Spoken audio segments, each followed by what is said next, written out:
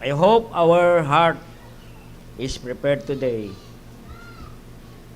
to the message of the Word of God na hinanda ng Diyos sa atin. Amen. God, please continue to pray. Sama niyo sa prayer palagi ang inyong pastor. Amen. And bigyan ako ng Diyos ng maraming oras sa pag-aaral ng salita ng Diyos. Amen. Kaya minsan talaga dyan ako po nag-struggle sa oras kasi napakarami nating schedule. Amen. No, marami pong tumatawag sa atin na nangailangan ng Bible study. Amen. No, kahapon, meron dapat kaming schedule sa Kawit, sa jail. No? Kung hindi ko nagawang mapuntahan. Please pray this week, makapunta ako sa Kawit jail at makapag-preach po tayo doon sa kulungan. No? Kaya I'm praying. Alright, salamat sa Panginoon. And then, dadako po tayo sa salita ng Diyos. Buksan po natin sa John 15, verse 1 to 12. Ang awitin ay paghahanda sa ating puso. Amen? John 15. Basahin natin ang 1 to 12. Yan, 1 to 12. Basahin natin, binabati natin pala dyan sa kabila. Amen. Dyan sa kabila, sa annex building natin. Yan. Praise the Lord. Salamat po sa inyo dyan, no? And kayo ay masaya dyan. Amen. Praise the Lord, no? Magsama natin dyan. Salamat sa place na yan na pinagkaloob ng Diyos sa atin. John 15, verse 1 to 12. Basahin natin ang salitan. At dito po tayo magkukuha ng mga aralin, no? Ang sabi ng salita ng Diyos, I am the vine, I am the true vine, and my Father is the husbandman. Branch in me that beareth not fruit, He taketh away, but yet, and it bring forth more fruit. Now you are clean through the word which I have spoken unto you. Abide in me, and I in you, as the branch cannot bear fruit of itself, except it abide in the vine. No one can Except ye abide in me. I am the vine, ye are the branches. He that abideth in me, and I in him, the same bringeth forth much fruit. For without me ye can do nothing. When I abide not in me, he is cast forth as a branch, and is withered, and men gather them, and cast them into the fire, and they are burned. If ye abide in me, and my words abide in you, ye shall ask what ye will, and it shall be done unto you. Herein my Father glorified, that ye May bear much fruits, so shall ye do. my disciples. As the Father hath loved me, so hath I love you. Continue ye in my love. If ye keep my commandments, ye shall abide in my love, even as I have kept my Father's Commandments, abide in his love. These things I have spoken unto you, that my joy might be remain in you, and that your joy might be full. This is the commandment, my commandment, that ye love one another as I have loved you. Tayo po mag-pray. Daklang Diyos, thank you God for the passage that we read this morning, and thank you for the special number. Thank you for the Sunday school. Thank you for the brethren who come this morning. Thank you for the presence of everyone, and more power, the presence of the Holy Spirit and midst this morning. And Holy Spirit, we need your power and wisdom, and help the servant of God how to expound the word, and we apply this unto wisdom. And Holy Spirit, work in our midst this morning and speak to us in a very personal way, or in a very special way, O God. Forgive our sins, cleanse our heart, and fill us with your word this morning, and send us revival from heaven through your words, O God. And just the servant, I'm nothing, O God, and all your glory to your name, O God, today. And whatever we accomplish today, I bring back all the glory and honor to the name of God. Cleanse our heart and cleanse our mind, empty our hearts, O God, so that your word may be penetrate in our heart this morning. And all these things we ask in Christ's name. Amen.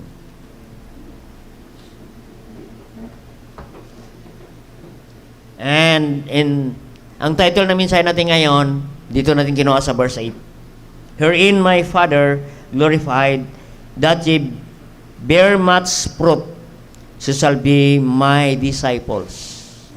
Fruit. Sabi dito sa verse 8, no? That ye bear much fruit. Yang pag-usapan natin ngayon, fruit is the mark of growing. Yan. Fruit is the mark of growing. Ang bunga ay nagpapatunay na tayo lumalago. God expect from us the fruit. Amen. Para tayo makita natin na tayo ay lumalago sa ating pananampalataya bilang disciple ng Panginoon, bilang lingkod ng Panginoon. Fruit is the mark of growth. Yan. Yan po. Yan ang gusto ng Diyos makita sa bawat mananampalataya. Makita natin sa verse 1 nating binasa, Christ is the vine. Yan po, ano? Ang Panginoon, ang puno, no? Nalintulad ng Panginoon sa vine ng puno. No? And God is the husbandman. The God the Father is the husbandman. No? Ano ibig sabihin ng husbandman? This is the agricultural term, no? Ng husbandman. Ang husbandman is the careful management of resources. Yun. Careful management of resources, the husbandman. The husbandman who cares for the branches to make them fruitful. Yan po, no? And the branches are the picture of believers. Tayo po ang mga branches. Picture of believers who follow Christ. Sabi ng Biblia, sabi ng salita ng Diyos, abide in me. No? The branches are followers of Christ. Yan. Yan po ang maunawa natin, ang background. So notice that fruitful branch are true believers. Sabi ng verse 8, true disciples. Herein is my Father glorified, that ye bear much fruit, so shall ye be my disciples. Believers, tunay na anak ng Diyos. No? The fruitful branches are true believers, true disciple, who by their living union with Christ produce much fruit. Yan po. Yung sabi niya sa verse 5, no? Living union with Christ. Kasama mo palagi ang Diyos sa iyong buhay. Make God your partner in your life, in your family, in your finances, in every area of your life. Make God partner. Because in verse 5, sa last phrase, basahin natin, without me, ye can do nothing. Yang sabi niya, I am the vine, ye are the branches. He that abideth in me and in him, the same bringeth forth much fruit. Hindi makita ang resulta, walang bunga, kung hindi natin kasama ang Diyos. Kaya nga lagi kong sinasabi, huwag nating ihiwalay ang Diyos sa ating buhay. Sa ating pamilya, sa ating finances, in every area of our life. Huwag nawa mahiwalay ang Diyos. Kasi pag nahiwalay na ang Diyos sa atin, kapatid, nako, sabi ng Biblia, ye can do nothing. Wala tayong ma-accomplish. Hindi magbubunga anuman ang ating gagawin, kapatid. Wala po tayong ma-accomplish. We are doing busy nothing, kapatid. So makita natin, ye cannot bear fruits unless you abide in Christ. Pag nahiwalay ka sa puno, you detach yourself from the vine. What happened to the branches? You become unfruitful. In every area of your life, you become unfruitful. You become unproductive in your Christian life. No. Unfruitful. Because the branches who are separated from the vine, those are branches unproductive followers. They are as good as dead. Sipin mo kapatid, pag ang branches putol, hindi naka-attach doon sa puno, dead yan, kapatid. Kaya nga sabi niya, they are as good as dead Christian believer. Kaya nga wala nang pakiramdam, wala nang pakialam yan tungkol sa gawain ng Diyos. They are dead because they are separated, they are detached to the vine, which is Jesus Christ. And makita pa natin sa ating binasa, no? It shall be cut off.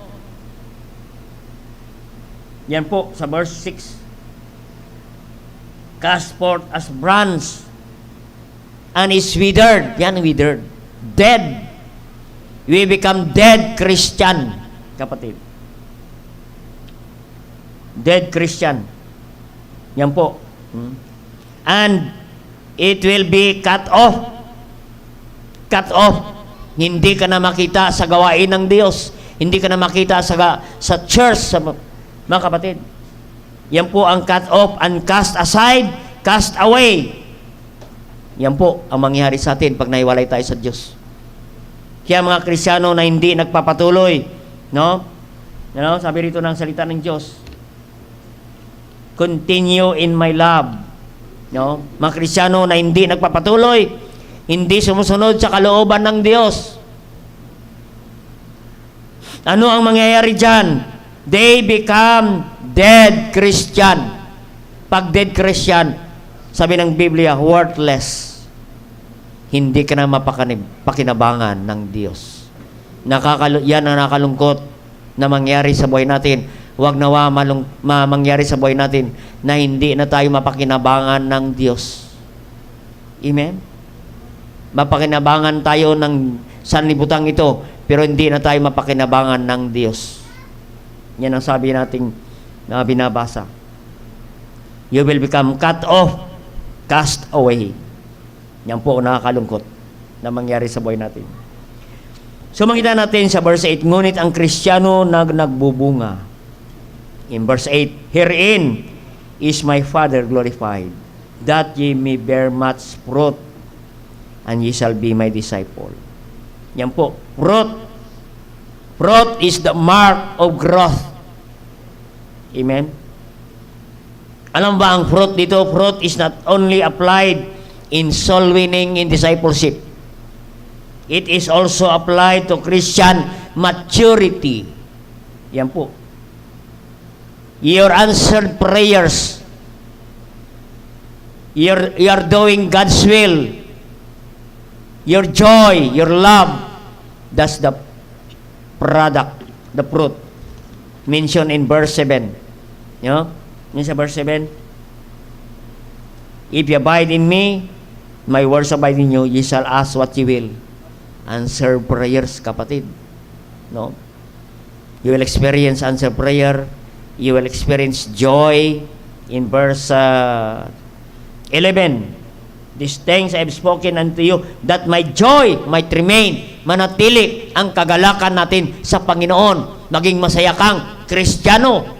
Hindi ka maging matamlay na Kristiyano, kundi ikaw ay masiyahin na Kristiyano. Your joy might be remain.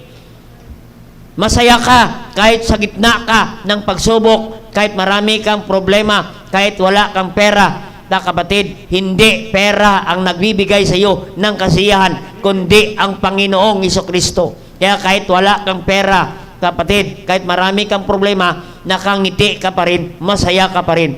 Because the Bible says, your joy might be remain. Amen? And that your joy might be full. Talagang totoong kagalakan. Amen? Masaya ka. Ang kasiyahan natin hindi nakadepende sa material na mga bagay. Hindi nakadepende sa sirkunstansya, kapatid. Kaya kahit dinadaan ka sa matinding pagsubok, ay masaya ka pa rin na naglilingkod sa Panginoon. Yan po, ano? And love in verse 12, that this is my command, that you love one another makita sa iyo ang pag-ibig, kapatid. Pag-ibig mo sa gawain ng Panginoon, pag-ibig mo sa church, pag-ibig mo sa kapatiran. Oo. Yan po. That's the result of being true believers, true disciple. Mayroon talagang makikita na marka ng paglago. May bunga. Yan po ang title natin. Fruit is the mark of growth. May makitang bunga. Ano ang makita nating bunga dyan, kapatid? So, point number 1, dalawa lang ang aking ibibigay ngayon. Oo. Oo. Kasi marami ito, pero baka hindi tayo abutin ng oras. Pero sa dalawang ito, kapatid, ay maging masaya na po kayo. Number 1 point natin, kapatid, bakit? Ang kailangan dyan, number 1, Word of God must be applied. Amen? It can be seen in faithful application of the Word of God. Yung mga naririnig natin na mga salita ng Diyos, mga narinig nating mga preaching sa likod ng pulpitong ito, ay ina-apply na natin sa ating mga buhay, kapatid. Nag-e-enjoy na tayo sa salita ng Diyos. Masaya tayong sumusunod sa salita ng Diyos. Yung Word of God must be applied. Amen? Ang sabi dyan sa verse 10, If ye keep my commandments, ye shall abide in my love, even as I have kept my Father's commandment and abide in His love. Amen? Masaya. Ano? Keep my commandments. Masaya tayong sumusunod sa salita ng Diyos. Amen? Abide in my love. Buong puso tayong sumusunod sa ating Panginoon. Hindi lang tayo napipilitan na sumunod, kundi totoong sumusunod. Buong puso natin sinusunod ang Panginoon, ang kanyang salita. Thus the word apply. The word of God must be applied. Makita, yan ang resulta. Ang bunga ng salita ng Diyos, makita yan kung ina-apply natin yan, kapatid. Amen? Parang ano yan, sample, yung pintura. Yung pintura ay hindi yan manatiling sa lata o sa galon.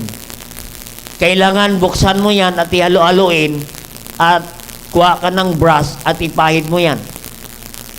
At magamit yan. I-apply mo ang pintura, makita mo ang resulta. Kaya hindi dapat manatili ang salita ng Diyos sa ating mga puso lamang. Oo. Ang pintura na isang taon na may nakatakip pa rin, hindi yan magagamit.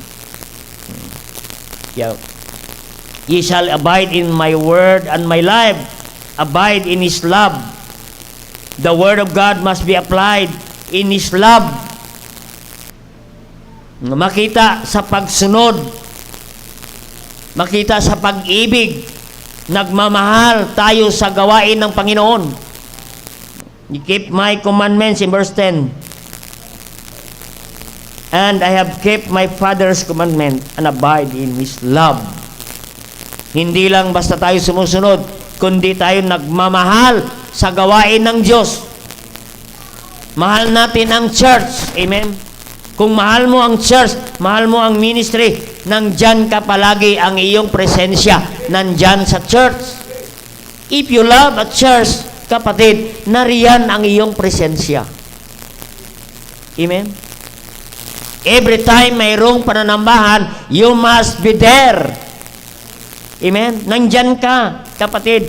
You are faithful in application of the Word of God. You are faithful in your attendance. Hebrews 10:25, hindi mo pababayaan ng pagtitipon kasi mahal mo ang Diyos. Kahit may problema ka, kahit busy ka, kapatid, hindi mo pabayaan ng pagtitipon. Kasi gusto mong i-apply ang salita ng Diyos na sinabi na siya ng Diyos, huwag mong pabayaan ng pagtitipon. Kasi ang pagtitipon, doon tayo nagpapalakasan sa isa't isa. Kaya every Sunday, nandyan ka. Kahit dumadaan ka sa problema, walang pera, wala kang pamasahe, pero pipilitin mo dumalo sa pananambahan, kapatid. Kasi gusto mo nang i-apply ang salita ng Diyos. Yan ang bunga na in-expect ng Diyos sa atin. Fruit is the mark of growing, kapatid. No? Kahit maulan, bumagyo, anumang panahon, hindi ka nakadepende sa panahon, basta nandyan ka sa simbahan. Amen? No? Kung lagi kang wala, kapatid, hindi mo pa na-apply ang salita ng Diyos. Kulang ka pa sa application ng salita ng Diyos. No? Ibig sabihin niyan, hindi ka pa lumalago, kapatid. Hindi yung umating ka lang dahil may organization. Oo. Tapos sa organization, hindi ka na umatin. At hindi ka na atin kasi wala nang organization na mangyayari. Isa-isang beses lang mangyayari yan sa church. Amen? Hindi naman dapat ganun. Amen? Oo. Kaya umatin ka na, kapatid, kung hindi ka umatin. Lumalago tayo, kapatid. Abide in His love. Mahal natin ang church, mahal natin ang ministry, mahal natin ang kapatiran. Ang sabi ng verse 12, love one another. Love one another.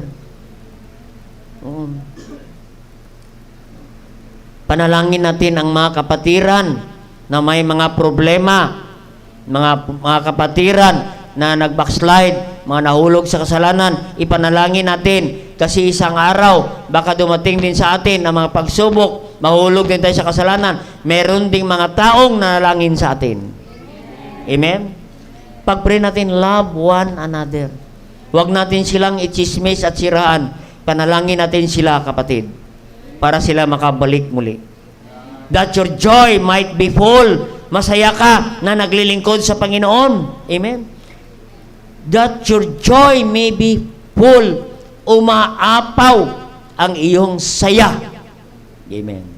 Ganon. Umaapaw. Kaya minsan, sumasama yung tulo ng luha nating kapatid. Kasi nantanda yan ng kasiyahan. That is tears of joy. Amen? Makarinig ka ng awitin, ano? Kusa na lang lumuluha ang iyong mga mata. No? Hindi siya nalulungkot ka, kundi maapaw ang iyong kasiyahan sa iyong puso, kapatid. Masaya ka, kapatid. Na maalala mo na ikaw ay nasa Panginoon. Masaya ka at kasama mo ang iyong pamilya. Amen? Masaya ka na naglilingkod sa Panginoon. Your joy might be full. Totoo talagang kasiyahan. Amen? Masaya ka na nagbibigay. You are cheerful giver. You are not careful giver, but cheerful giver. Amen? You are contributor. You are not consumer. Masaya ka na nagko-commit, nagsisend ng mga stars, support and share the stars. Amen? Nag-e-enjoy tayo sa pagbibigay. Yan po ang bunga ng paglago ng isang Kristiyano. Amen? Nag-e-enjoy tayo sa paggawa, sa gawain ng Panginoon. Amen? Oo. 2 linggo na nagko-construct ulit tayo ngayon. Amen? Kaya maraming kapatiran, masaya na naglilingkod sa Panginoon kahit walang sweldo.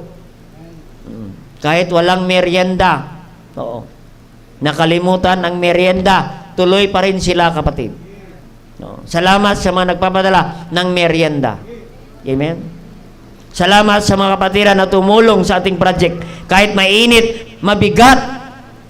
Amen? Magbigat ang simento. Magmasa ng simento. Pero makita mo masaya sila. Naglilingkod sa Panginoon. Yan ang bunga ng growing Christian. Masaya ka sa iyong ginagawa. Kaya hindi mo yan iniisip kung gaano kabigat yan. Basta masaya ka sa iyong ginagawa. Yan ang importante.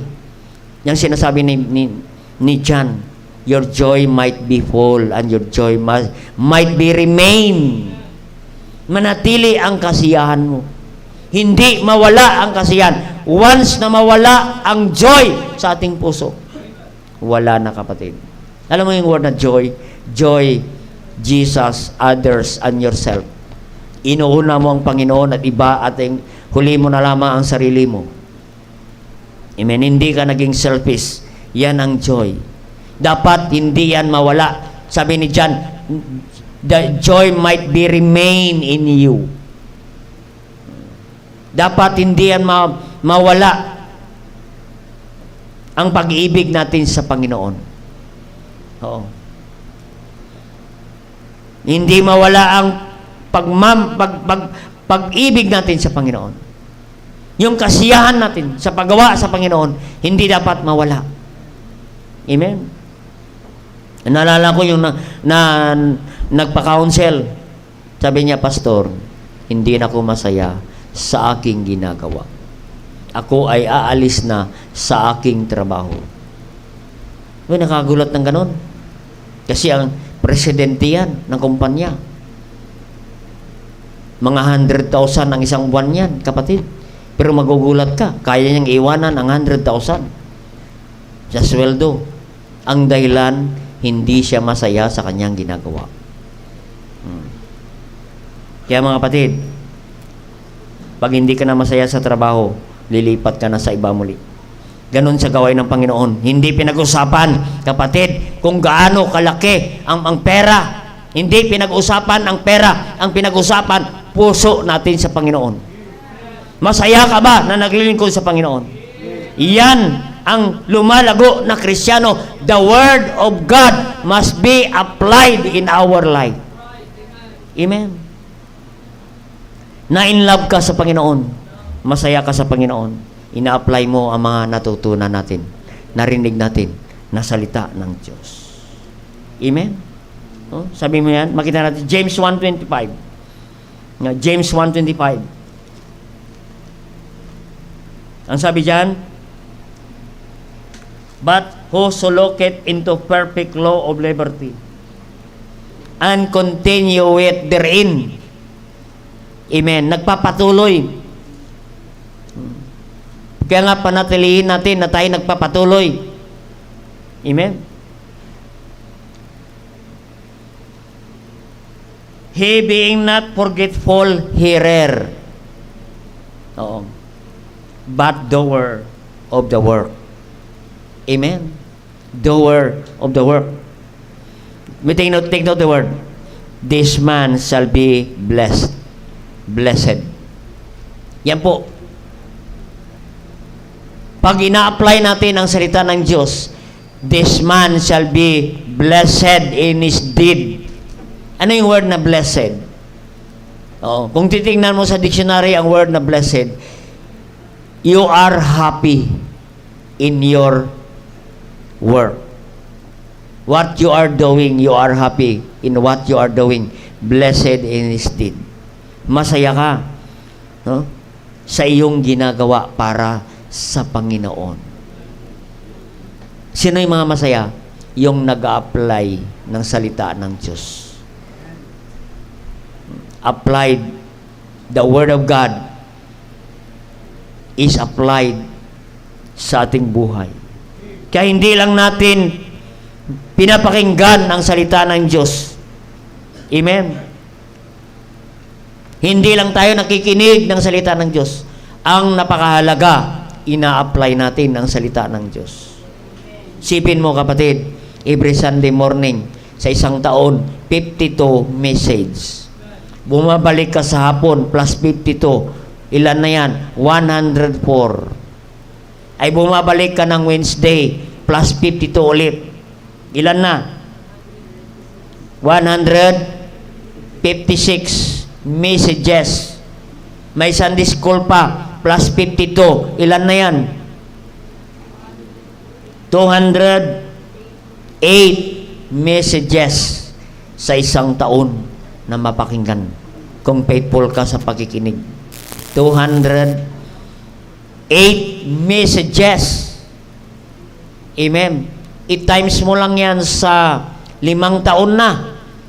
1,000 ng messages ang narinig mo. Ay 10 years ka na nakikinig. I-times mo yan ulit. 2,000. Higit 2,000 messages na for within 10 years. Ang tanong, ilan ang na-apply mo dyan? Amen. Oh, messages pa lamang yan. Oh, may 3 puntos, may 4 na puntos pa. Amen. Napakaraming messages na, kapatid, na ating narinig. Amen. Kaya kung hindi natin ina-apply pa yan, don't blame the pastor, don't blame the church, don't blame the preacher, blame yourself. Bakit mo yan hindi ina-apply? Kaya tumingin ka sa salamin at sisihin mo yung sarili mo at tanungin mo, bakit mo yan hindi ina-apply ang 2,000 mensaheng yan sa buhay? Amen. Kaya fruit is the mark of growing. Amen. Praise God.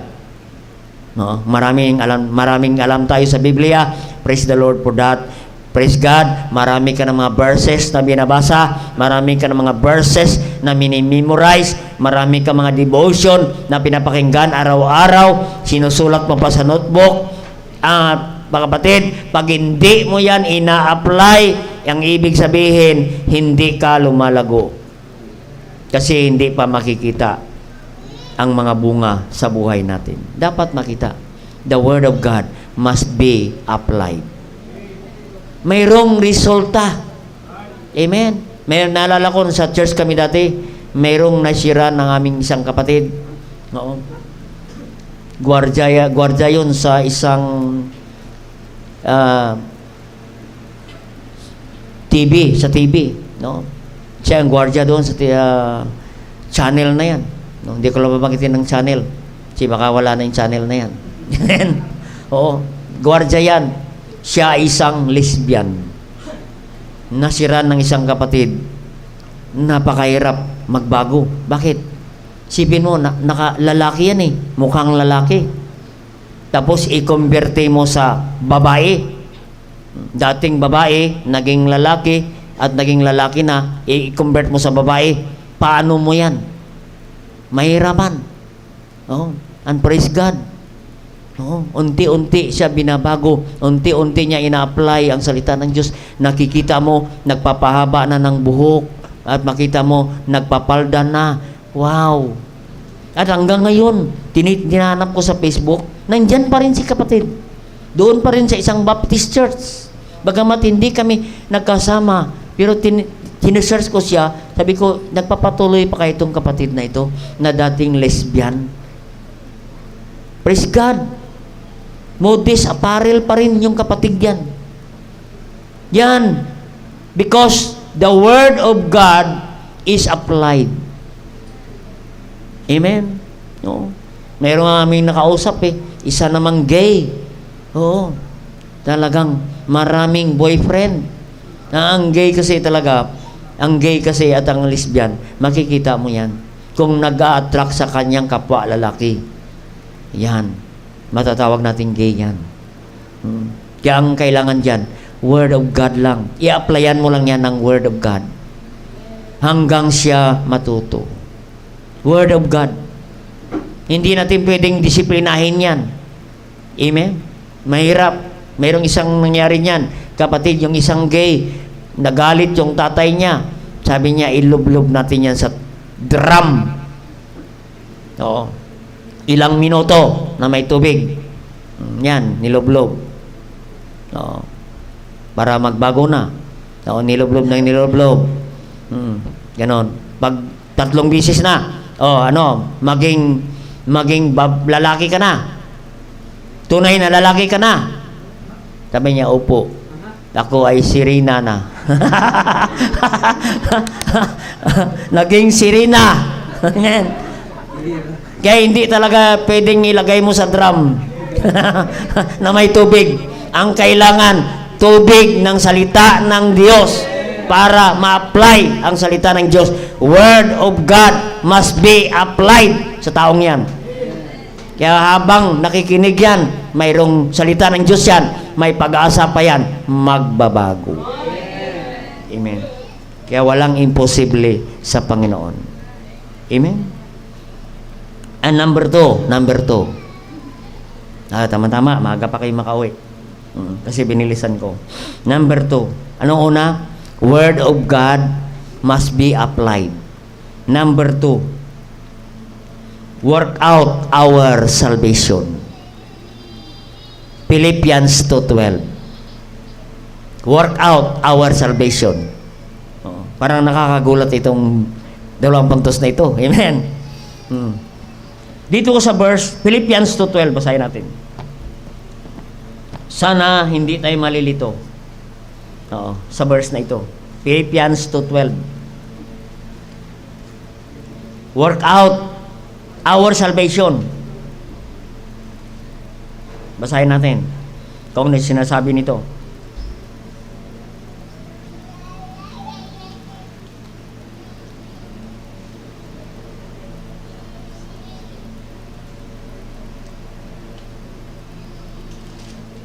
Philippians 2:12. Wherefore, my beloved, as ye have always obeyed, not as in my presence only, but now much more in my absence, work out your own salvation with fear and trembling. Yan po. Ito sa verse na ito, ang pinag-usapan ay hindi po doctrine of salvation. Amen. Marami pong mga false teachers ginagawa itong doctrine of salvation. Mali po ang application ng Word of God. No? The Bible says, work out your own salvation. No? Dito po ang kausap ni Paul, hindi nila pinag-uusapan ang kaligtasan. Ang pinag-uusapan ay ang workout. Amen?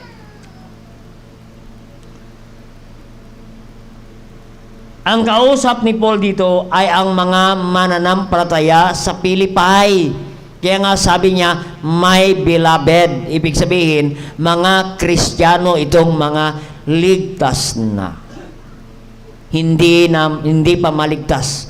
Hindi pa maligtas pa, kundi mga ligtas na. Amen?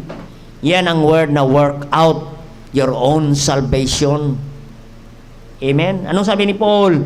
Wherefore, my beloved, as ye have always obeyed, kayo ay sumusunod kahit nandyan ang aking presensya o wala ang aking presensya, but now most more in my absence, nagtatrabaho kayo sa gawain ng Diyos.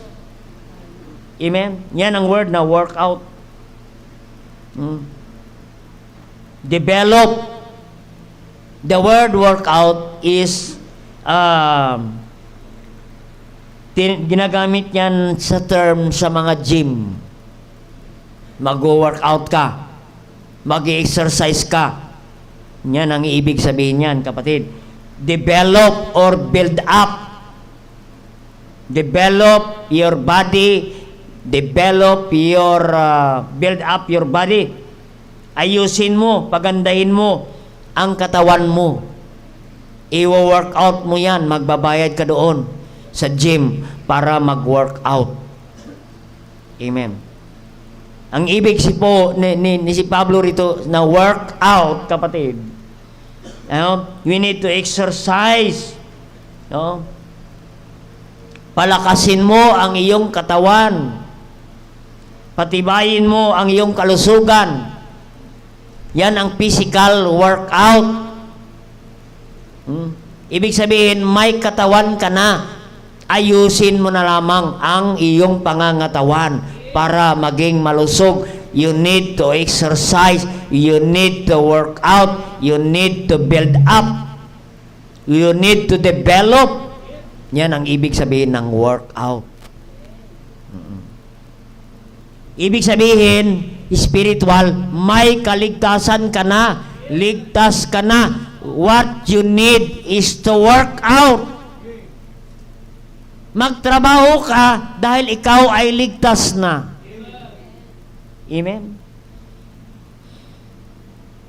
Yan ang kailangan. Work out, magtrabaho. Sabi rito, ye have always obeyed, not as in my presence only, but now, how much more in my absence. Always obeyed. Sumusunod ka. Kahit walang nakatingin, nagtatrabaho ka. Kahit walang nakatingin. Namumuhay ka ng matuwid. Namumuhay ka sa kalooban ng Diyos kahit walang nakatingin sa atin. Oh. In your private life, in your public life, you work out. Amen? You are doing the will of God. You obey the word of God. Yan ang ibig sabihin ng workout. Amen? Ginagawa mo ang tama kahit walang nakakita in public life, in your private life, kapatid. No, wala kang tinatago sa Diyos. Wala naman tayong ikubli sa Diyos. Lahat kita ng Panginoon. Ginagawa mo ang kalooban ng Diyos with fear and trembling. Kaya gumagawa tayo ng tama kasi alam natin, mayroon tayong Diyos. Natatakot tayo sa Diyos. Hindi ka gumagawa dahil natatakot ka sa pastor o sa magulang mo. Hindi po ganun. Natatakot ka sa Diyos with fear and trembling. Bakit? Iba mamalo ang Diyos pag tayo nagkamali. Gumagawa ka kahit walang nag-appreciate sa iyo. Kahit walang pumapalakpak sa iyo. Nagtatrabaho ka sa gawain ng Diyos. That's the word. Work out your salvation. Amen? Naghahanap ka ng gawain. Oh. Hindi ka na nagtatanong kung ano ang gagawin. Maghahanap ka. Maghahanap ito si kapatid ng gagawin. Amen? Oo. Maghahanap yan. At gagawa yan, kapatid. Hindi yan mapakali na hindi siya makagawa para sa Panginoon. No. Hindi na yan magtatanong kung pwede pa ako makatulong, makagawa dyan. Daon na yan makikita mo, nag-workout na. Amen? Nagpapamerienda na yan. Nagpapadala na yan ng merienda. Amen? Kaya, work out your own salvation. Yan ang tanda na lumalago ang Kristiyano. Work out, nagwo-work out with fear and trembling. Ibig sabihin, seryoso siya sa kanyang ginagawa para sa Panginoon. Seryoso with fear and trembling. Bagamat tayo nagbibiruan, pero tayo ay seryoso sa paggawa sa gawain ng Panginoon. Yan ang work out of salvation. Ang mga naligtas, nagtatrabaho na sa Panginoon. Hindi ka iniligtas para papunta lang sa langit. Kasi kung yan ang purpose ng Diyos, pinadala ka na agad sa langit. Ay bakit nandito ka pa, buhay ka pa, nag-i-assess ka pa, nakangiti ka pa, nag-i-enjoy ka pa? Ibig sabihin, work out ka. Magtrabaho ka pa sa Panginoon. Oo. Ang mga naligtas, ibig sabihin, working together. Labor together. Tingnan natin sa 1 Corinthians 3:9, nandyan. Yan ang supporting verse ng work out our salvation. Yan ang ibig sabihin ni Paul. Hindi ka magtrabaho para maligtas. Nagtatrabaho ka dahil ikaw ay iniligtas ng Panginoon para magtrabaho sa gawain ng Diyos at mag-i-enjoy ka doon sa trabaho ng Panginoon. Ang sabi yan, 1 Corinthians 3:9, we are laborers together with God. Ye are God's husbandry. God's husbandry and ye are God's building. Amen? Laborers together. Sama-sama nagtatrabaho ay nagle-labor. Pag sinabing labor, sacrifice, mabigat na trabaho, pero masaya ka. We are laborers together. Amen? Sama-sama silang nagtatrabaho sa gawain ng Diyos at nag-i-involve sa gawain ng Panginoon. Yan ang workout. Labor together. Amen? May bahagi ka sa gawain ng Diyos. Hindi ka mapakali pag wala kang bahagi. Yan ang laborers together. Amen?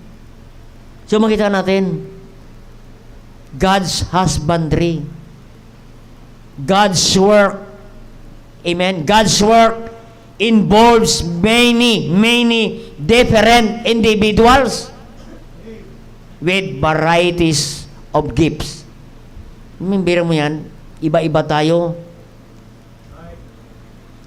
Individuals, but variety of gifts and abilities. Mayroon tayong iba't ibang gifts na pinagkaloob ng Diyos sa atin. Amen? And abilities. Meron tayong iba't ibang talent. May maraming talent. May 5 talent, may 2 talent, may 1 talent.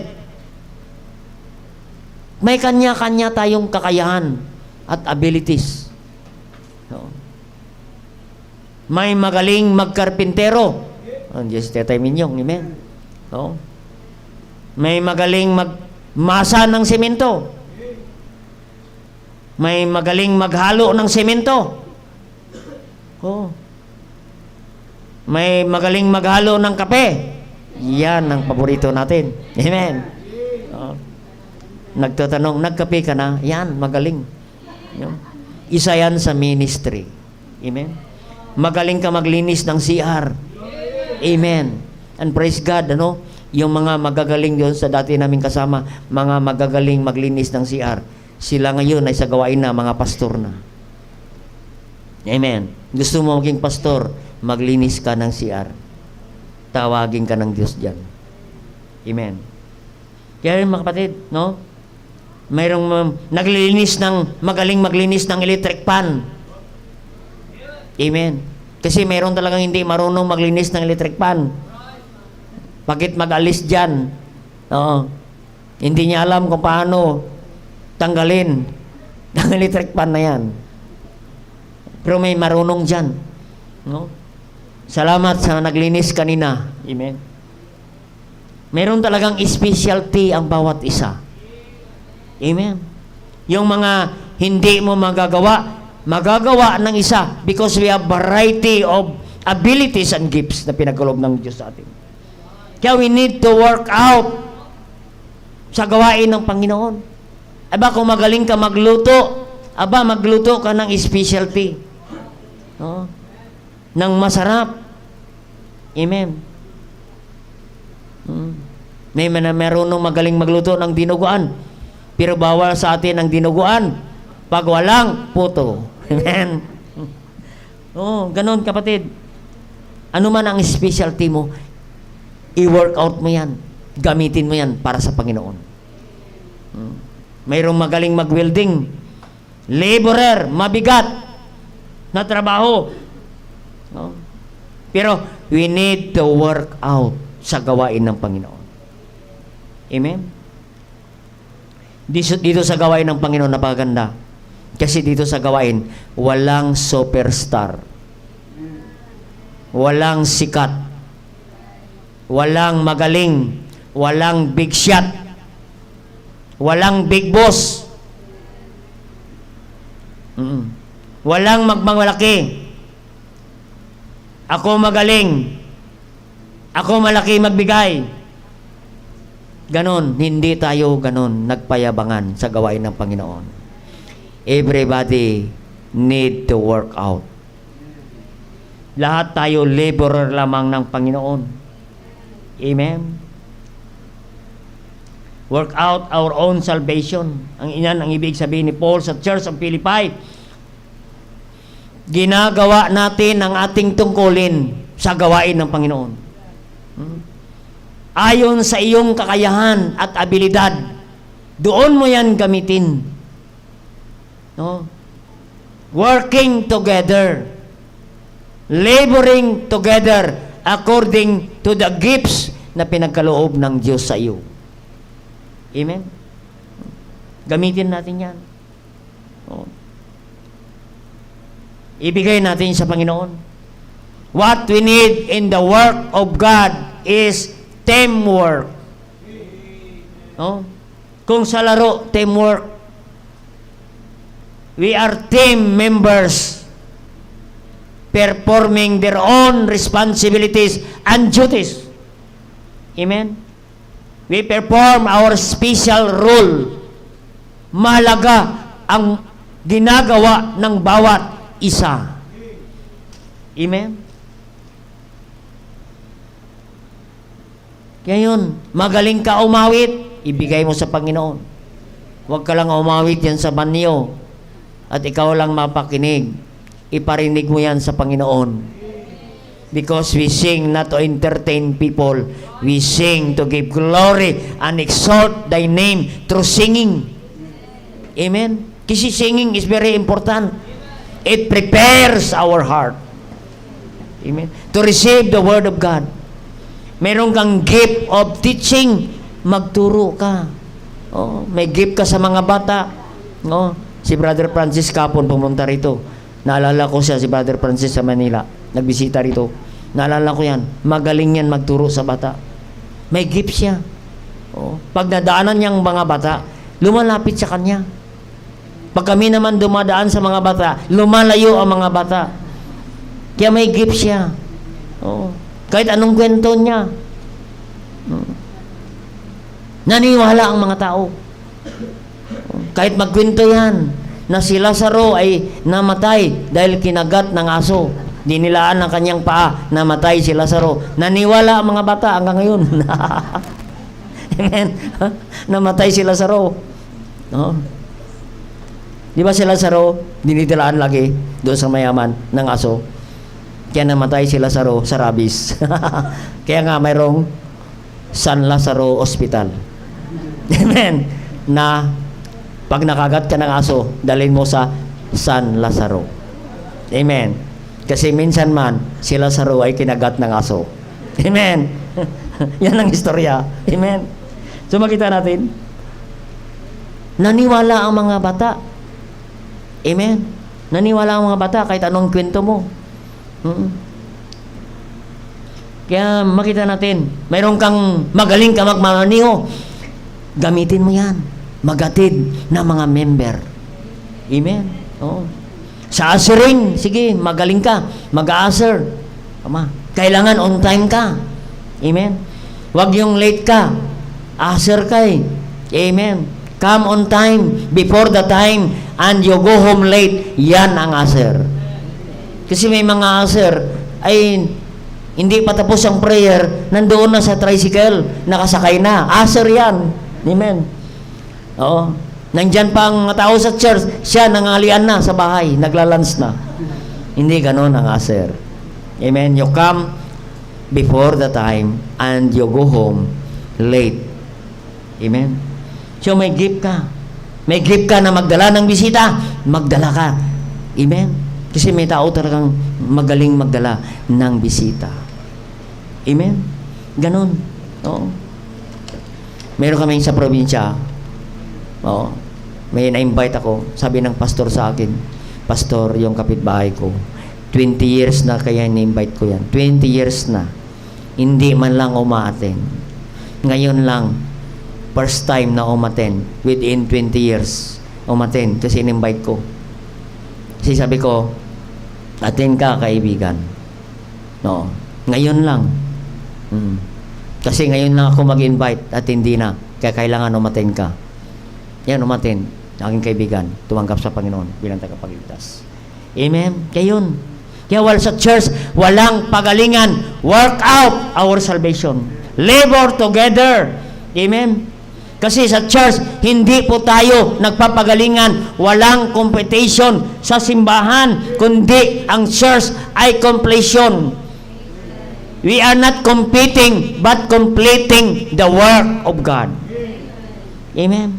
We are God's team. We need to set aside our desire to receive glory. Alisin natin ang Glory to me. Amen. Kasi may mga tao na gusto lagi i-recognize. Pag hindi na-recognize, na-open, maglipat na naman sa ibang simbahan. Amen. Hindi naman na-recognize ng pastor doon. Umalis, parang tipaklong. Kaya sabi ko, kapatid, ang magandang hanapin mong simbahan, Tipaklong Bible Baptist Church. Amen. Para hindi ka naalis. Kasi yan ang simbahan ng mga tipaklong. Amen. Paalis-alis. Amen. Kaya kapatid, anuman ang ating ginagawa, do all for the glory of God. We work out our salvation. We work together, labor together. For what? For the glory of God. Ibigay natin ang lahat ng glory. In 1 Corinthians 10:31. Dito na ang last verse ko. Aking babasahin. Sabi yan, 1 Corinthians 10:31. Whether therefore ye eat or drink, whatsoever ye do, do all for the glory of God. Anong ginagawa natin dyan? Nagtuturo ka, nag-aasir ka, umaawit ka, nagsusolwining ka, nagbibigay ka. All these things, all for the glory of God. No amount of pride and glory to ourselves. Amen? Give all the glory to God. Work out our own salvation. We are laborers together with the Lord. No, laborers. Yan ang word na work out. We are not only, we labor together. We are not only spectator or audience in the work of God. Amen. Hindi lang tayo taga-palakpak. Di ba sa mga contest, mayroon dyan binabasihan nila pa manalo ka 10% impact na audience impact 10%. Yan ang mga audience na taga-pamalakpak. Kailangan mag-hire ka ng mga taga-palakpak para manalo ka. Kasi kailangan yan 10% audience impact. Impact. Kailangan mag-hire ka ng mga impact. Impacto. Para magpalakpak sa'yo. Amen? Yan. Hindi dapat tayo ang 10% audience impact. We are laborer. We are performers of the work of God. Amen. Kaya ang tanong, ano na ang ginagawa natin para sa Panginoon? After na tayo naligtas. Yan ang tanong ng Diyos sa atin. Amen? Ako lagi nagtatanong, pag mayroon akong gustong isama, mayroon ka bang ginagawa, kapatid? Busy ka ba, kapatid? Kung hindi ka busy, gawin natin busy tayo. Pag wala kang ginagawa, maghanap tayo ng gagawin. Kaya marami nagtatanong sa akin, Pastor, busy ka? Sabi ko, lagi ako busy kasi pag hindi ako busy, maghahanap ako na kung aking kabisihan. Kung wala akong ginagawa, maghanap ako ng gagawin. Amen. Kaya we need to work out for the Lord's work after we got saved. Yan po ang pinakamaganda. Amen. Kaya number 1, the fruit is the mark of growth, of growing. Number 1, Word of God must be applied. I-apply mo na. Apply mo na. Marami ka na pakinggan, mas marami kang ma-apply. Mas marami kang narinig, marami kang ma-work out. May kalakasan ka, may abilidad ka, ano man ang binigay ng Diyos sa'yo, work out. Magtrabaho ka para sa Panginoon. Ay magbibigay ang Diyos ng reward dyan, kapatid. No? Magre-reward ang Panginoon. Whatever you work, magbibigay ang Diyos ng reward sa atin. God is not unrighteous to forget your labor of love. God will pay. If you work, God will pay. Magbabayad ang Diyos. Naku po, maraming kang blessing na tanggapin na hindi mo ina-expect. Kasi binabayaran ka ng Diyos. The more you work out, the more God give you reward. So mga kapatid, yan ang kailangan natin. Fruit is the mark of growth. The Word of God must be applied and work out our salvation. We need to work and labor for the Lord. Tayo po mag-pray na. Dakilang Diyos, thank you God for the great message this morning. Yan, kung nangusap ang Diyos sa atin, mensahe, ang paglago, makita sa ating buhay na in-apply natin ang salita ng Diyos at nagtatrabaho tayo sa gawain ng Diyos. Nag-enjoy tayo, nag-in-love tayo sa gawain ng Panginoon. Habang tinutugtog gawit panyaya. If the Lord touch your heart through this message, if the Lord speak to you through His Word, habang tinutugtog gawit panyaya, just kneel down at magpatuloy ka magtrabaho sa Panginoon. Kung wala ka pang ginagawa para sa Panginoon, sige, just start to work out. Mag-work out ka and you will enjoy. Your joy might remain in you and joy might be full. Habang tugtugan pa niya, sige po, samantalin natin ang pagkataong ito. Meron kang pagsubok, sige po, lapit ka lang sa Panginoon. Lapit mo yung lahat. Whatever decision na gawin mo, Lord, I want to work out my salvation. Gusto ko magamit mo ako, Panginoon. Gusto ko ma-apply ang lahat na aking narinig. Maganda nakapakinig ka, maganda nagbabasa ka, maganda na marami ka nang natutunan mula sa salin Diyos. What we need, what God expect from you is to apply the Word of God that we have heard. Sige po, pasapin natin ang Panginoon. Pasapin natin ang Panginoon.